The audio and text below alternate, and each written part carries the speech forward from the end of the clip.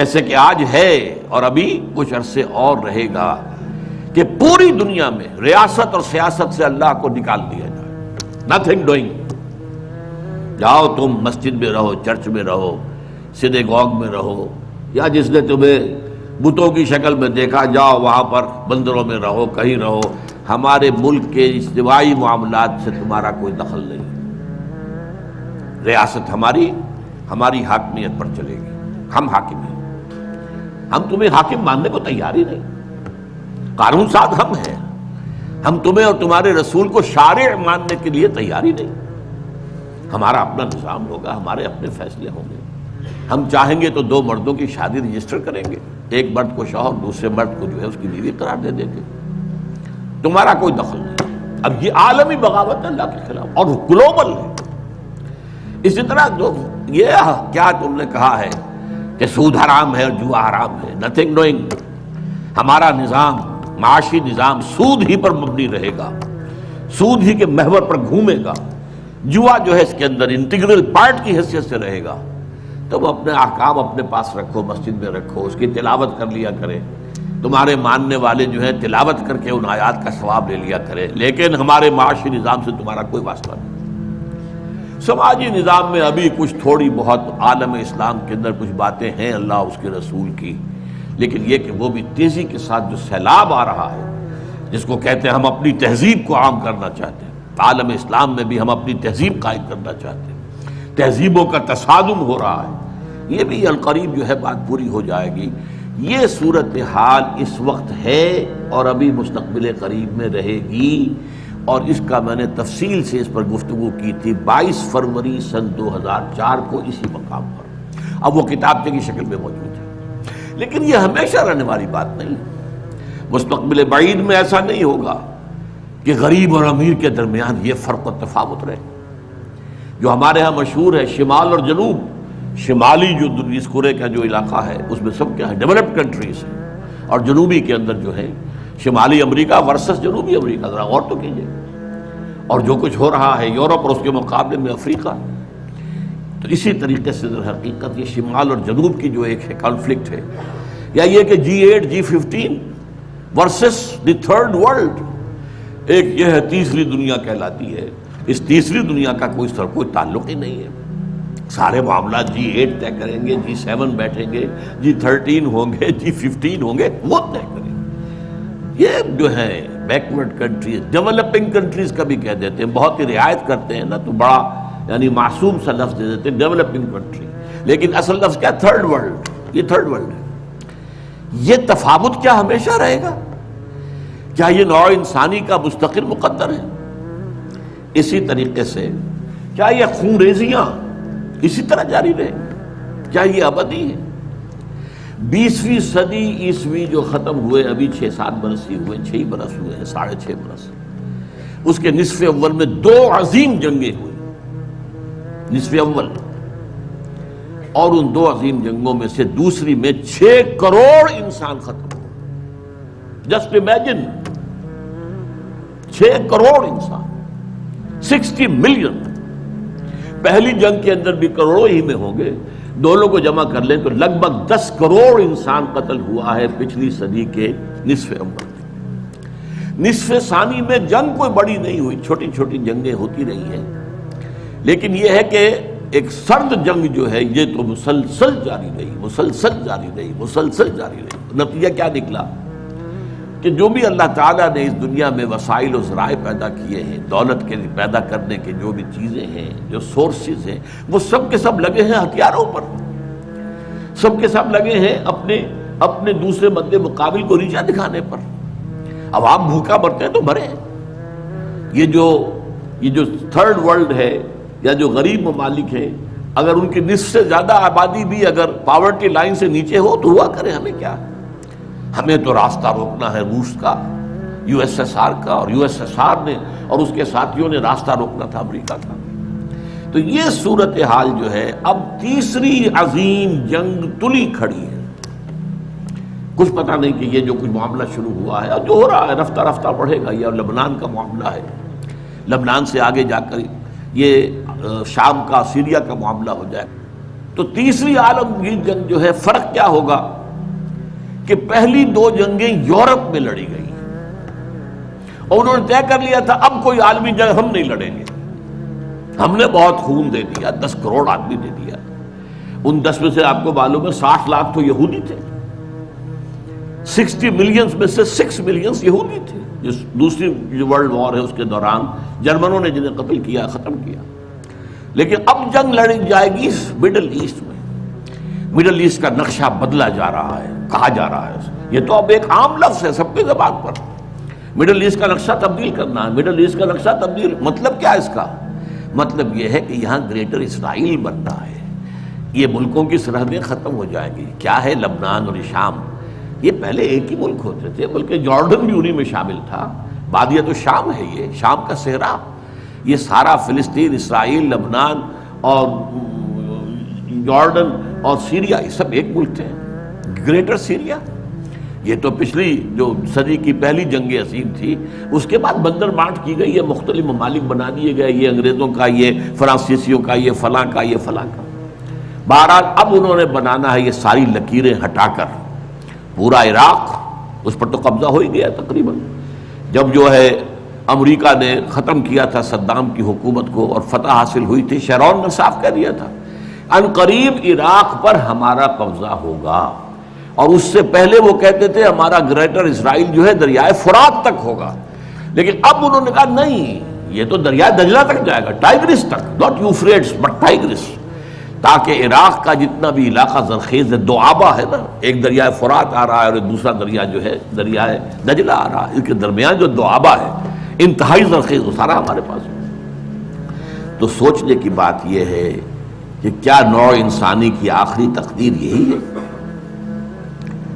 نہیں, ایسا نہیں. آج میں اس منفی پہلو کے بجائے آپ کے سامنے مثبت پہلو رکھ رہا ہوں, صرف اس فرق کے ساتھ کہ ابھی ذرا دور ہے, ابھی اس کے لیے قربانیاں دینی ہوگی, ابھی اس کے لیے محنتیں کرنی ہوگی, ابھی اللہ تعالیٰ کی سزا جو ہے اس میں اور سختی اور شدت آئے گی. میں چاہتا ہوں کہ جو کچھ مجھے نظر آ رہا ہے وہ آپ کو دکھاؤں. وہ جو اقبال نے کہا دیکھا ہے جو کچھ میں نے اوروں کو بھی دکھلا دے. یہ ظاہر بات ہے کہ ایک انسان جو ہے جو غور کرتا ہے, سوچتا ہے, اور جیسے کہ اقبال نے کہا تھا سرما ہے میری آنکھ کا خاک مدینہ و نجف, میں نے ذرا اس میں ترمیم کی ہے, آپ کے علم میں ہوگا کہ سرما ہے میری آنکھ کا خاک حجاز و حول قدس. مدینہ اور نجف تو ایک ہی شے ہے. حضرت علی اور حضور کے مابین کیا فرق ہے؟ حضور نے خود فرمایا انا مدینۃ العلم وعلی بابھا, وہ تو ایک شے ہے.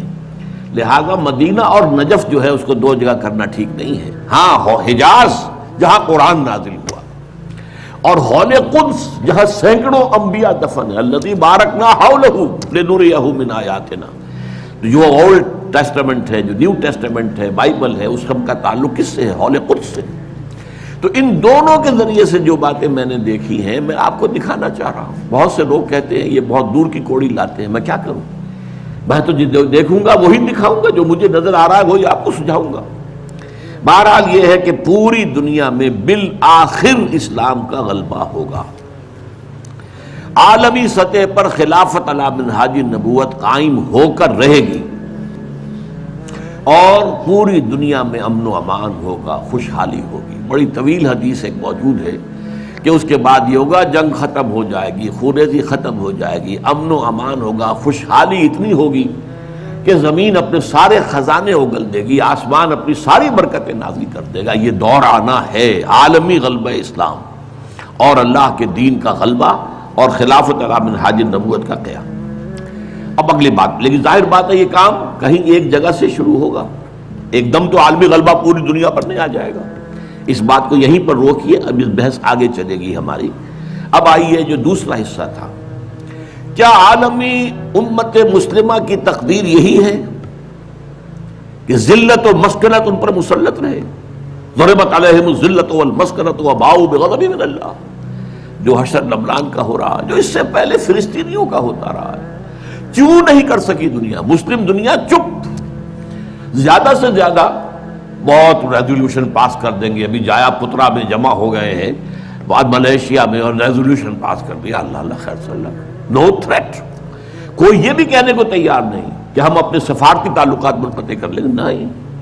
کوئی یہ کہنے کو تیار نہیں کہ ہم اپنے تجارتی تعلقات منقطع کر لیں گے، نہیں. درخواست ہے تو اسی یونائٹڈ نیشنز سے ہے، اور درخواست ہے تو اسی یونائٹڈ اسٹیٹس آف امریکہ سے ہے. وہ سیز فائر کرا دیں. ان کی مرضی سے تو جنگ شروع ہوئی ہے، ان کے پلان کے تحت تو معاملہ ہے. ان کی خواہش ہے کہ جب تک حزب اللہ کی کمر نہ ٹوٹ جائے، کچل نہ دیا جائے، اس وقت تک جنگ بندی نہ ہو. یہ تو دوسری بات ہے. حزب اللہ نے جتنی مقاومت کا مظاہرہ کیا ہے، دے آر سرپرائزڈ.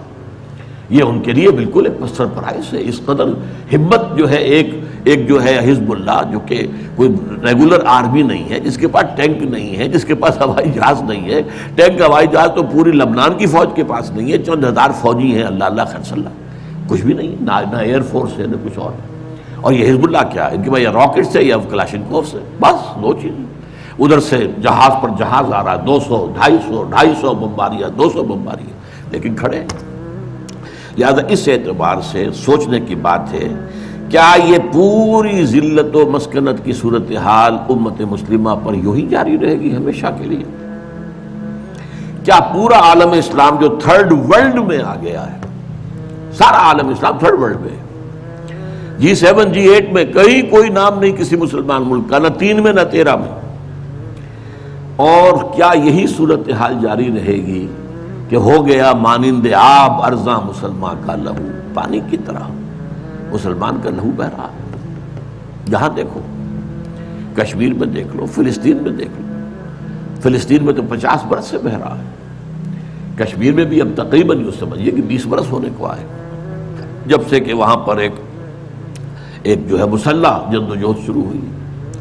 پھر چچنیا میں کیا ہو رہا، مسلسل ہو رہا ہے. کوسوو میں کیا ہوا، بوسنیا میں کیا ہوا. برف گرتی ہے تو بیچارے مسلمانوں پر، مرتا ہے تو مسلمان. صومالیہ میں کیا ہوا تھا. یہ صورتحال آج لبنان میں کیا ہو رہا ہے. یہ صورتحال دیکھیے، کیا یہی ہمیشہ جاری رہے گی؟ نہیں، صورتحال بدلے گی. اور بھی دور فلک ہیں ابھی آنے والے. ناز اتنا نہ کریں ہم کو ستانے والے. یہ عالمی ملت اسلامیہ امت مسلمہ جو ہے، اس کا یہ معاملہ ہوا کیوں ہے؟ ہوا اس لیے، یہ میں اس پر مفصل کتاب لکھ چکا ہوں، سابقہ اور موجودہ مسلمان امتوں کا ماضی، حال و مستقبل، کہ یہ جو ضربت علیہم الذلۃ والمسکنہ، یہ کیفیت جو بنی اسرائیل کے لیے آئی ہے قرآن میں، یہ آج ہم پر کیوں آ گئی ہے؟ کیا وجہ ہے؟ وجہ یہ کہ جو جرم انہوں نے کیا وہ ہم نے کیا. ہم نے قرآن کو پس پش ڈالا. نبذ فریق من الذین اوتوا الکتاب کتاب اللہ وراء ظہورہم. ہم نے اسے اپنا امام تو نہیں بنایا. ہاں، ختم قرآن کے بعد دعا مانگ لیتے ہیں، اللہم اجعلہ لنا اماما ونورا وہدی ورحمۃ، لیکن چلنا نہیں اس کے پیچھے. یہ امام ہی ہے بس، ہمارا کہنے کا امام. اس کی بات ماننی تو نہیں، اس کے احکام پر چلنا تو نہیں. تو اس لیے ہوا کہ ہم آج پوری دنیا میں ایک ملک بھی ایسا نہیں دکھا سکتے جس کے بارے میں ہم پورے اطمینان کے ساتھ دنیا کو یہ کہہ کر دعوت دے سکے کہ come and see with your own eyes, this is اسلام. یہ ہے اسلام کی رحمت للعالمینی، یہ ہے محمد رسول اللہ صلی اللہ علیہ وسلم کی رحمت للعالمینی. پورے عالم کے لیے یہ نظام مبنی بر عدل و انصاف، مبنی بر عدل، سماجی عدل، سوشل جسٹس کا نظام جو ہے وہ اللہ نے دیا ہے. آؤ اپنی آنکھوں سے دیکھ لو، اس کے برکات کا مظاہرہ کر لو. مظاہرہ تمہارے سامنے ہے. وہ کتاب جو ہے وہ پڑھنے کے قابل ہے. نہ پڑھی ہو آپ نے ضرور پڑھیں، کیونکہ یہ سارے عقدے حل ہوتے ہیں. وجہ کیا ہے؟ یہ کیوں مسلمانوں ہی کا خون بہ رہا ہے؟ ہم تو اللہ کا نام تو لیتے ہیں کم سے کم. ہم اگر 120 کروڑ دنیا میں ہیں تو ان میں سے 20 کروڑ تو ایسے ہوں گے جو اللہ کا نام لیتے ہو مسجدوں میں جا کر. 20 کروڑ نہ ہو، 20 ملین تو ہوں گے جو 5 وقتہ نمازی ہوں. یہ کفار، یہ تثلیث کے قائل، یہ ملحدین، یہ خدا کے منکر. آج قوت ہے تو ان کے پاس، دبدبہ ہے تو ان کا، دنیاوی وسائل ہیں تو اس پر قبضہ ان کا. کیوں ہے؟ کیا وجہ ہے؟ دو ہی امکانات ہیں، یا تو اللہ ظالم ہے معاذ اللہ ثم معاذ اللہ، اور یا اللہ لاچار ہے، کچھ کر نہیں سکتا. میں کیا کروں؟ میں نہیں کر سکتا. مانیں گے آپ دونوں باتوں کو؟ نہیں مان سکتے. پھر کیا جواب ہے اس کا؟ بڑا پیارا شعر اقبال کا تو قادر و عادل ہے مگر تیرے جہاں میں ہیں تلخ بہت بندے مزدور کے اوقات۔ اے اللہ تو قادر ہے علی کل شے اور تو عادل ہے، عدل کرنے والا، پھر بھی یہ کیا ہو رہا ہے دنیا میں؟ مزدور کا خون پسینہ نکال کر سرمایہ دار جو ہے اس کے خون سے کشید کی ہوئی سرخ شراب پیتا ہے شام کو بیٹھ کر، یہ کیا ہے؟ خواجہ از خون رگے مزدور سعادت لال ناب، از جفائے دہ خدایاں کشت دہقانہ خراب۔ ان جاگیرداروں وڈیروں کے ظلم سے جو کاشتکار ہے، جو ہاری ہے، اس کی تو کھیتی برباد ہے۔ یہ کیا ہو رہا ہے؟ کیا تو ظالم ہے؟ کیا تو لاچار ہے؟ نہیں، یہ تمہارے کرتوت ہیں، تمہارے اعمال ہیں، اس کی سزا، یہ سمجھنے کی بات ہے۔ اور یہ میں نے تفصیل سے اپنی اس کتاب کے اندر اس پر گفتگو کی ہے، اس کو پڑھیے۔ اور اس کا علاج اب کیا ہے؟ کم سے کم کسی ایک ملک میں، سائزیبل ملک ہو، یہ نہیں چھوٹا سا جزیرہ ہو کوئی برونائی کی طرح کا، نہیں، کم سے کم ایک سائزیبل ملک میں اسلام کا مکمل نظام عدل اجتماعی قائم کر کے دنیا کو دکھا دیا جائے، یہ گویا کہ اتمام حجت ہو جائے گا۔ دیکھ لو نمونہ، ابھی تو کیا ہوتا ہے، ہم اسلام کے محاسن بیان کرتے ہیں، اسلام کی یہ خوبی کہتے ہیں، بھائی دکھاؤ کہ دنیا میں ہے، نہیں بھائی وہ تو 1400 برس پہلے جانا پڑے گا دیکھنے کے لیے، تو کون سنے گا آپ کی بات؟ دکھاؤ کہیں، نافذ کرو کہیں، مثال پیش کرو کہیں۔ میں نے آپ کو سنایا تھا، پسر اقبال ڈاکٹر جاوید اقبال دورہ کر کے آئے تھے، سینٹرل ایشین ریپبلکس جو ہیں، جو پہلے USSR میں تھی اب اس سے علیحدہ ہو گئی ہیں، سب آزاد ہیں، اور ان میں چاہے ان کی اپنی اپنی زبانیں اور ہیں، ازبک ہے، یہ ہے، وہ ہے، لیکن یہ فارسی سب جانتے ہیں۔ وہاں پر علامہ اقبال کا فارسی کا کلام، 2/3 کلام تو فارسی میں عام، تو پسر اقبال کی جو آؤ بھگت وہاں ہوئی ہے، اقبال لاہوری کا بیٹا ہے، لیکن وہ کہا مجھ سے ڈاکٹر جاوید اقبال، جہاں میں گیا مجھ سے ایک بات کہی، we need a model, show us a model of Islamic State. We are ready to accept. The Saudi model is not acceptable to us. It is based on monarchy. بادشاہت پر ہے، ملوکیت پر بیسڈ ہے. The Iranian model is also not acceptable to us. It is based on theocracy. یہ مولویوں کی حکومت ہے. Islamic ideal Islamic state کا نمونہ ہمیں دکھا دو، ہم سب کے سب جو ہے لبیک کہیں۔ تو اگر کہیں دنیا میں ایک جگہ بھی وہ اسلامی نظام کا نمونہ دنیا کو دکھا دیا جائے، اتمام حجت ہو جائے گی، اور یہ فرض کفایہ ہو جائے گا پوری امت کی طرف سے۔ جیسے کسی مسلمان کی نماز جنازہ چند لوگ بھی پڑھ لے تو باقی سب کی طرف سے ادا ہو جاتا ہے فرض، کوئی بھی نہ پڑھے تو پوری آبادی گناہ گار ہو۔ اسی طرح جب پوری دنیا میں کہیں اسلام نہیں ہے تو پوری امت گناہ گار ہے، مجرم ہے، اور اگر کہیں ایک جگہ بھی سائزیبل ملک میں آپ وہ نظام دکھا دیں تو فرض کفایہ ہو جائے گا، پھر دنیا لپکے گی اس کی طرف، دوڑے گی۔ اس کے بعد ہوگا جاء الحق وزهق الباطل ان الباطل کان زہوقا، اس کے بعد وہ کیفیت ہو جائے گی جس کا نقشہ اقبال نے کھینچا ہے، آسماں ہوگا سحر کے نور سے آئینہ پوش، اور ظلمت رات کی سیما پا ہو جائے گی، پھر دلوں کو یاد آ جائے گا پیغام سجود، پھر جبیں خاک حرم سے آشنا ہو جائے گی۔ یہ جو عمرے کے لیے جاتے ہیں اور حج کے لیے جاتے ہیں، خاک حرم پر اپنی جبین دیکھتے ہیں کہ نہیں؟ عالم انسانیت کو یہ پیغام سجود دوبارہ یاد آ جائے گا، اور جبین جو ہے پھر جبیں خاک حرم سے آشنا ہو جائے گی۔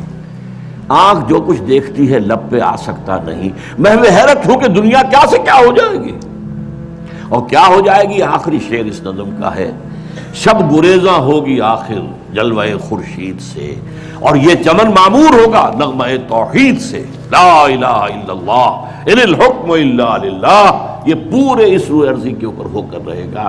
لیکن اس کا طریقہ کیا ہے؟ طریقہ وہی ہے، پہلے کسی ایک ملک میں کر دو، پھر وہ گلوبلائز ہو جائے گا۔ آج کی دنیا گلوبلائزیشن کی طرف تو خود ہی جا رہی ہے، یا باطل گلوبلائز ہو رہا ہے یا حق گلوبلائز ہوگا۔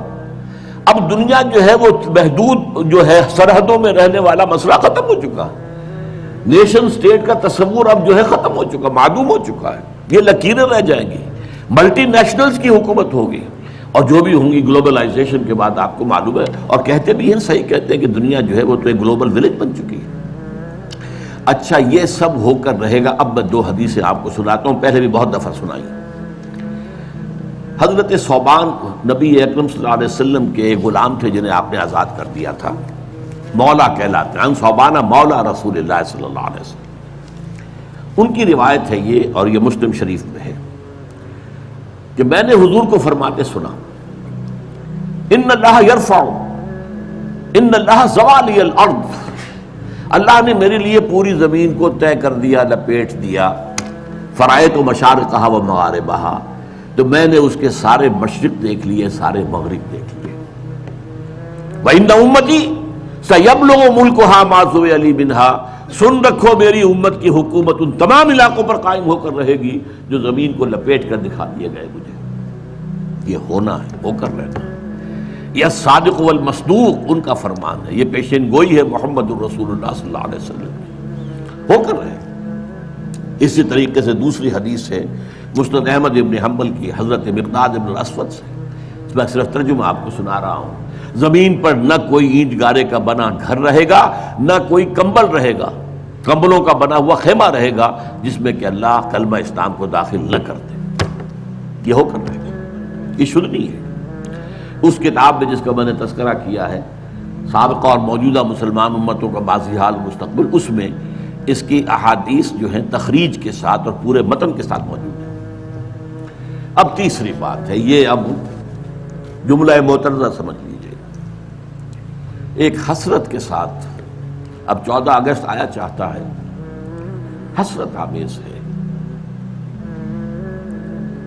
پاکستان اسی مقصد سے اور اسی نعرے سے حاصل کیا گیا.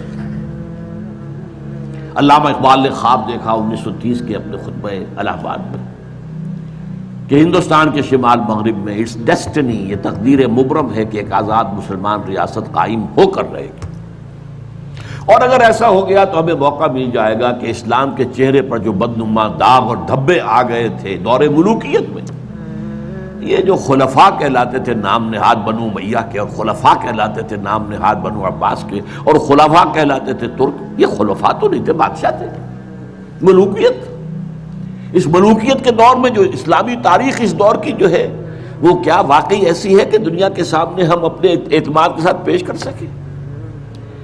چاہے حادثہ کربلا، واقعہ ہررا، سینکڑوں تابعین کو قتل کیا جانا حجاج ابن یوسف کے ہاتھوں، ایک باتیں ایسی ہیں جن کو ہم دنیا کے سامنے جو ہے یہ اپنا پیٹ کھول سکیں.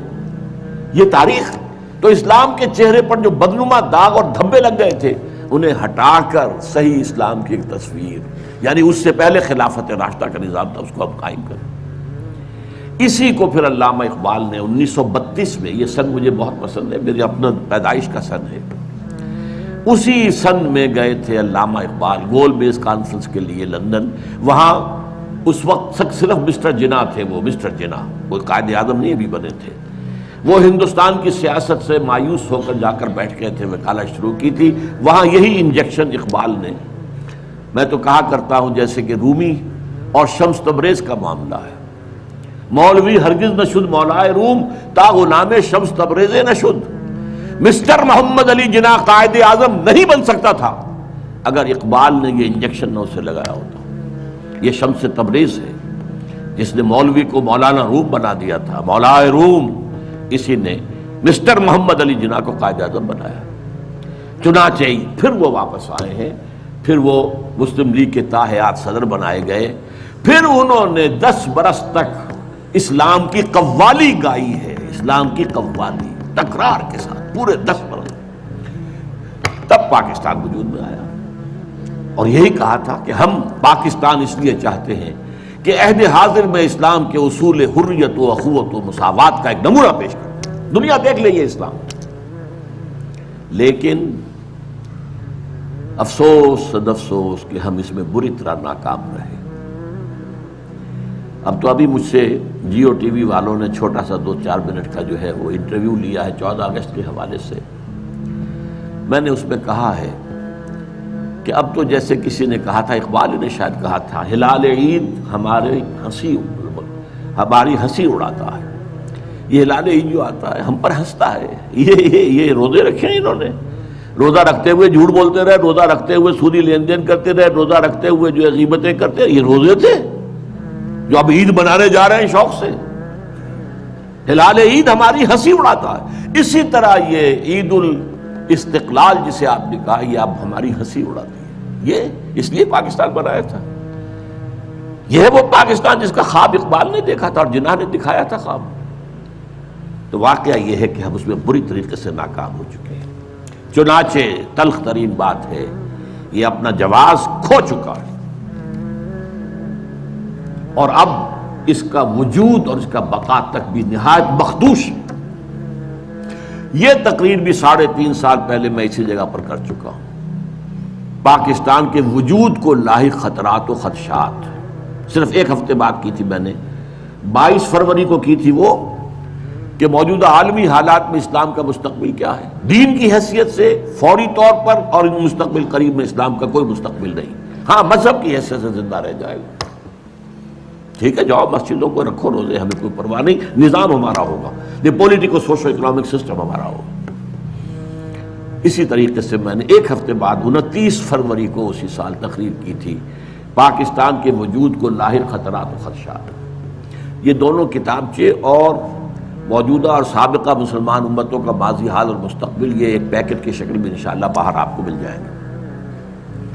بہرحال اب صورتحال میں نے پھر آپ سے کہا ہے، میری ان دونوں تقریروں میں مایوسی کا غلبہ ہے، لیکن آج میں وضاحت کر رہا ہوں یہ مایوسی ہے موجودہ حالات اور قریب کے مستقبل کے اعتبار سے۔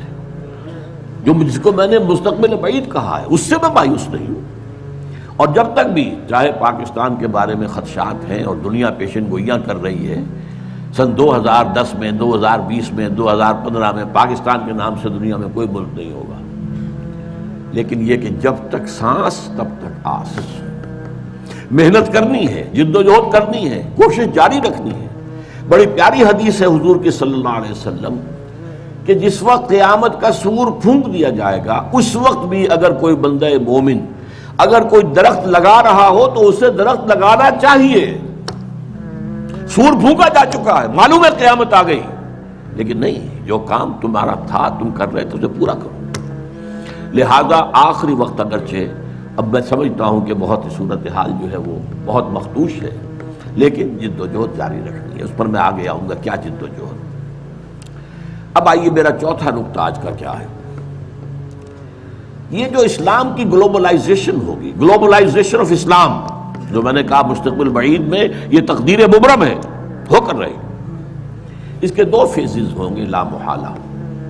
پہلے کسی ایک ملک میں اسلام قائم ہو اور پھر وہ گلوبلائز ہو جائے۔ اب نوٹ کیجئے اصل بات جو آج کہہ رہا ہوں پہلی مرتبہ، یہ جو ہمارے ہاں 2 شخصیتوں کے بارے میں احادیث آئی ہیں پیشن گوئیاں، حضرت مہدی سلام علیہ اور حضرت عیسیٰ کا بارے دیگر نزول، ان دونوں کا تعلق گلوبلائزیشن آف اسلام سے ہے۔ اس سے پہلے کسی نہ کسی ملک میں اسلام پہلے قائم ہو چکا ہوگا طریق نبوی پر، جد و جہد سے، عمل سے، کوشش سے، انقلابی جد و جہد سے، ریولوشنری سٹرگل سے، جان نثاریوں سے، قربانیاں دے کر اسلام پہلے کہیں قائم ہو چکا ہوگا۔ پھر اس کی گلوبلائزیشن جو ہے اس کے اندر حضرت مہدی کا بھی ایک پارٹ ہے، اور پھر حضرت عیسیٰ علیہ السلام کا جب وہ دوبارہ آئیں گے تو اس وقت فیصلہ کن رول ان کا۔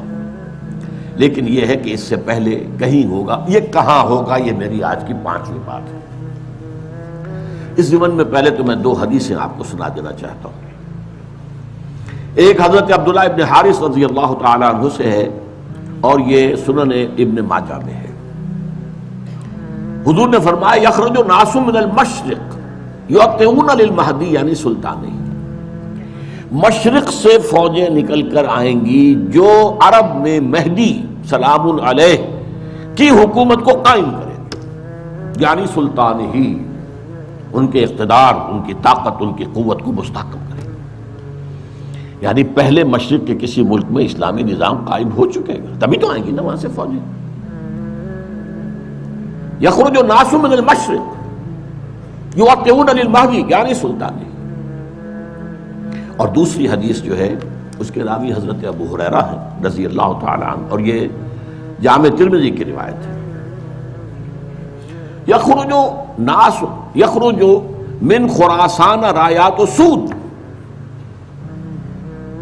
لا یردها شیء حتی تنصب بایلیا، خراسان کے علاقے سے سیاہ جھنڈے لے کر فوجیں چلیں گی، ان کا رخ کوئی نہیں موڑ سکے گا یہاں تک کہ وہ ایلیا میں یعنی یروشلم میں بیت المقدس میں جا کر جھنڈے گاڑ دیے جائیں۔ ان دو حدیثوں کے اعتبار سے نوٹ کیجئے، ایک حدیث میں خراسان کا لفظ ہے، یہ خراسان بزرگ کہلاتا ہے اصل میں، نوٹ کر لیجئے۔ میں نے ایک مرتبہ ایک جو آئے تھے یہاں چارج افیئرس جو ہیں ایران کے، ان سے پوچھا خراسان کس ملک کا نام ہے؟ ان کا ہمارے ہاں ایک صوبہ ہے خراسان، میں نے کہا نہیں ہے خراسان، ان کا خراسان بزرگ، وہ جو اولڈ گریٹر خراسان تھا اس میں افغانستان پورا، ایران کا ایک حصہ جو اب بھی خراسان کہلاتا ہے، ایک صوبہ شمال مشرقی صوبہ ہے وہ، اور یہ جو ابھی ریاستیں آزاد ہوئی ہیں یو ایس ایس آر کی تحلیل کے بعد، اور ایک کنڈا اس کا پاکستان میں بھی ہے، پاکستان کے جو شمالی علاقے ہیں، مالا کنڈ کی جو پہاڑی ہے اس سے آگے لے کر چترال تک، یہ بھی در حقیقت یوں سمجھیے، بلکہ میں نے ایک دفعہ اس کی مثال دی، جیسا بڑا کڑھایا ہوتا ہے اس کے ادھر بھی کوئی کنڈا ہے ادھر بھی کنڈا، ادھر سے پکڑیں گے ادھر سے پکڑیں گے، تو خراسان جو ہے اس کڑھائے کے مانند تھا، جس میں کہ سارا افغانستان سوائے اس کے چھوٹے سے جنوبی حصے کے جسے سیستان کہتے تھے اس وقت، باقی پورا افغانستان، اور یہ جو ریاستیں ہیں ازبکستان وغیرہ اور کرغزستان وغیرہ، اور پھر یہ کہ ایک کنڈا ایران میں، موجودہ ایران میں، اور ایک کنڈا پاکستان۔ اور دوسری حدیث میں مشرق کا لفظ آیا۔ اب ذرا تجزیہ کیجئے کہ مشرق میں نمبر 1، عرب کے مشرق میں نمبر 1 ایران ہے، نمبر 2 افغانستان ہے یا خراسان کہہ لیجیے، نمبر 3 پاکستان ہے، نمبر 4 بھارت ہے، بھارت بھی تو مشرق میں ہے نا۔ اب اس کا تجزیہ کیجئے، جہاں تک ایران کا تعلق ہے، اگرچہ اس وقت تک تو صورت یہ ہے کہ ماننا پڑتا ہے کہ اگر کچھ ہمت کچھ جرأت کا مظاہرہ کیا ہے تو صرف اہل تشیع نے کیا ہے۔ سنی مرے ہوئے ہیں، سنی بری طریقے سے سن ہو چکے ہیں، سنیوں کو یہ سبق پڑھا دیا گیا ہے حاکم فاسق و فاجر ہو اطاعت کرنی ہے تم نے بس، اللہ یہ کہ کفر کا حکم دے، اسے کیا پڑھی ہے کفر کا حکم دے گا، وہ خود کفر کرے گا، وہ کرے محل کے اندر جو چاہے کرے، تم نے اطاعت ہی اطاعت کر دی۔ سارے بادشاہ بیٹھے ہوئے ہیں، کسی کا بال بیکا نہیں ہوا، ایرانیوں نے اٹھا کے شہنشاہ کو پھینکا، بگایا وہاں سے، اور اسے جو ہے امریکہ تک نے پناہ دینے سے انکار کر دیا۔ یہ حال کیا انہوں نے دکھائی ہے نا کچھ ہمت جرأت۔ اس وقت بھی ایک ہی ملک ہے جو ڈٹ کر بات کر رہا ہے اسرائیل کے خلاف، واحد ملک ہے مسلمان ملک۔ اس اعتبار سے تو واقعہ یہ ہے کہ ایران کی بڑی اہمیت ہے اس میں، لیکن میں افسوس کے ساتھ کہہ رہا ہوں ایران کے ساتھ 2 ڈرا بیکس ایسے ہیں، ایک تو اس کے اندر نسلی برتری کا احساس بہت ہے، عربوں کو وہ حقیر سمجھتے ہیں، اور نمبر 2 یہ کہ مذہبی تنگ نظری جو ہے، مولویانہ جعفریت جو ہے وہ ان کے رگوں کے اندر سرایت کی ہوئی، تو براڈر آؤٹ لک نہیں آ رہا۔ اس لیے میرے نزدیک ایران کا رول فوری طور پر کوئی نہیں ہوگا، البتہ یہ ہو سکتا ہے کہ گلوبلائزیشن کا جب مرحلہ آئے گا اسلام کا، اس وقت حضرت مہدی سلام علیہ کا ظہور ہو چکا ہوگا، تو شاید اس مرحلے پر ایران کام کرے، اللہ اعلم۔ اب باقی تینوں ملکوں پہ آئیے، افغانستان یا خراسان، پاکستان، بھارت۔ ایک عجیب تاریخی حقیقت کی طرف توجہ دلا رہا ہوں، تاریخ میں بہت سے ایسے دور گزرے ہیں ہندوستان کی عظمت کے جس میں یہ تینوں ملک ایک تھے، وہ اشوکا کا دور ہو، وکرماجیت کا دور ہو، وہ چندر گپت موریہ کا دور ہو۔ آپ کو معلوم ہے بدھزم جو ہے اس کا سب سے بڑا مرکز تو افغانستان تھا، سب سے بڑا بت جو ہے وہ تو بامیان میں تھا جسے گرایا ہے طالبان نے، بدھا کا سب سے بڑا مجسمہ وہاں تھا۔ یہ سارا در حقیقت جو تہذیب، گندھارا تہذیب، یہ قندھار کیا ہے، گندھارا تہذیب جو ہے وہ تو بدھ مت تہذیب تھی۔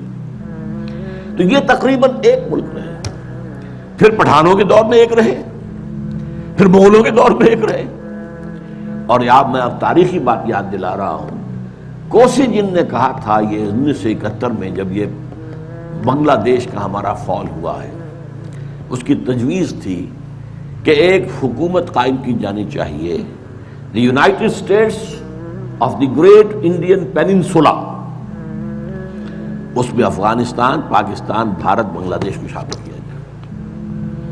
بہرحال یہ چیزیں میں نے، اور اب جو کچھ ہو رہا ہے ظاہر بات ہے کہ جب ہمیں دیکھ لیا کہ کمزور ہو رہے ہیں، ان کے پاؤں تو لڑکھڑا ہی رہے ہیں، یہ تو خاتمے کے قریبی ہیں، تبھی تو امید ہو رہی ہے انہیں کہ کوئی کنفیڈریشن ہو جائے۔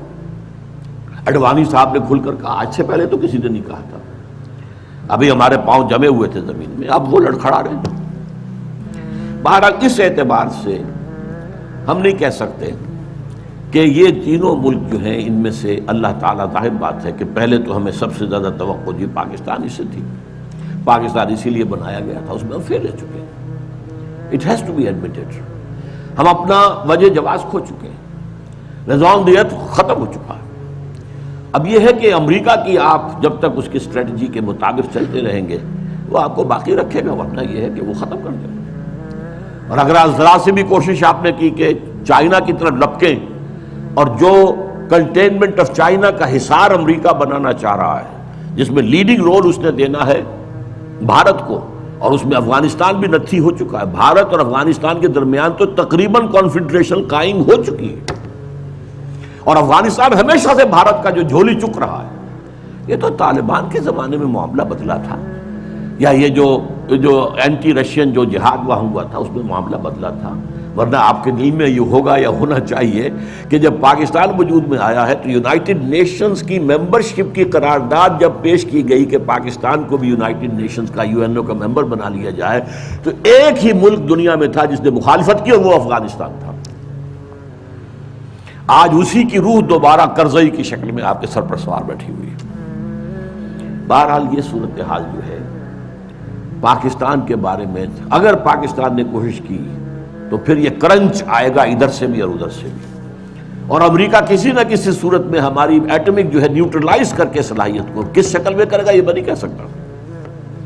100 طریقے ان کے پاس موجود ہیں، ہمارا سارا نظام ہی جیم کر دیں، کر سکتے، لیکن ڈو اٹ۔